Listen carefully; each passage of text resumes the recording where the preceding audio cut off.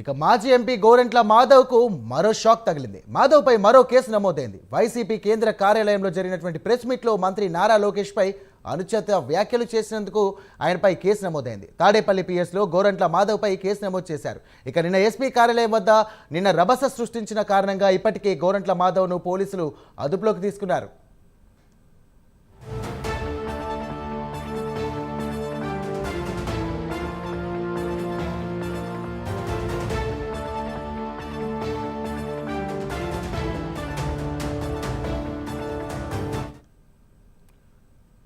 Right, breaking చూస్తున్న మాజీ MP Gorantla మాధవ్కు మరో షాక్ తగిలింది. మాధవ్పై మరో కేసు కూడా నమోదైంది. వైసీపీ కేంద్ర కార్యాలయంలో జరిగినటువంటి మీడియా సమావేశంలో మంత్రి నారా లోకేష్పై అనుచిత వ్యాఖ్యల కారణంగా ఆయనపై కేసు నమోదైంది. ఇక తాడేపల్లి పిఎస్లో మాధవ్పై కేసు నమోదు చేశారు. నిన్న ఎస్పీ కార్యాలయం వద్ద కూడా నిన్న రభస సృష్టించిన కారణంగా ఇప్పటికే గోరంట్ల మాధవ్ను పోలీసులు అదుపులోకి తీసుకున్నారు. దీనికి సంబంధించినటువంటి మరిన్ని డీటెయిల్స్ మా కరెస్పాండెంట్ రవికృష్ణ అందిస్తారు. రవికృష్ణ, చెప్పండి.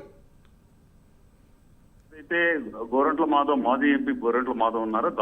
ఈ గోరంట్ల మాధవ్ మీద రెండో కేసు అయితే నమోదైనట్లు మనకు తెలుస్తుంది. ప్రధానంగా కూడా నిన్నైతే మాత్రం అతను ఎవరైతే ఒక ఐటీడీపీకి సంబంధించినటువంటి కార్యకర్త ఎవరైతే ఉన్నారో అతను చేబ్రోలు సంబంధించినటువంటి కిరణ్ ఎవరైతే ఉన్నారో అతన్ని ఎస్పీ ఆఫీస్ కు తీసుకొస్తున్నటువంటి సందర్భంలో ఎస్కాట్ వాహనం మీద దాడి చేయడమే కాకుండా అతన్ని తీసుకొని తనతో పాటు తీసుకోవడానికి ప్రయత్నించిన నేపథ్యంలో ఎస్పీ ఆఫీస్ లో అతని మీద కేసు అయితే నమోదైంది. ప్రెసెంట్ అయితే మాత్రం గోరంట్ల మాధవ్ ఇక్కడ గుంటూరులో ఉన్నటువంటి పల్నాడు దీనికి సంబంధించినటువంటి ఏదైతే నగరంపాలెం పోలీస్ స్టేషన్ ఉందో నగరంపాలెం పోలీస్ స్టేషన్ లో అయితే మాత్రం ఆయన మీద కేసు నమోదైంది. ఈ రోజు సాయంత్రం అయితే అతన్ని కోర్టులో ప్రవేశపెట్టేటువంటి అవకాశం ఉంది. అదే కాకుండా కూడా మరి అంతకుముందు ఆయన ఇక్కడ వైసీపీ కేంద్ర కార్యాలయం తాడేపల్లిలో ఉండేటువంటి కేంద్ర కార్యాలయంలో ఆయన ప్రెస్ మీట్ నిర్వహించారు. ఆ ప్రెస్ మీట్ నిర్వహించిన సందర్భంగా లోకేష్ మీద ఆయన అయితే అనుచిత వ్యాఖ్యలు చేశారు. దానికి సంబంధించి ఇప్పటికే ఫిర్యాదు ఇచ్చినటువంటి నేపథ్యంలో దానికి సంబంధించినటువంటి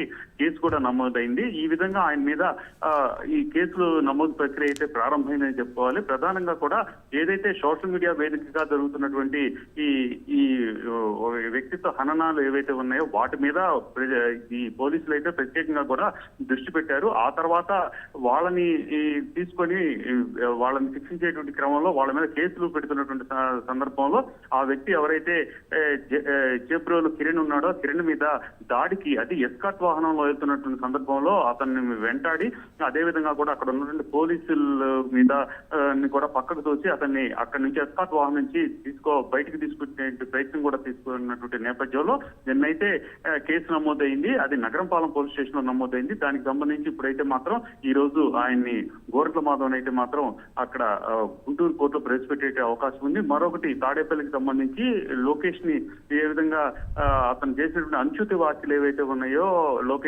మంత్రి లోకేష్ మీద చేసిన అనుచిత వ్యాఖ్యలు దానికి సంబంధించి మాత్రం మరో కేసు నమోదైనట్టు కూడా తెలుస్తుంది. Right, thank you Ravi Varma.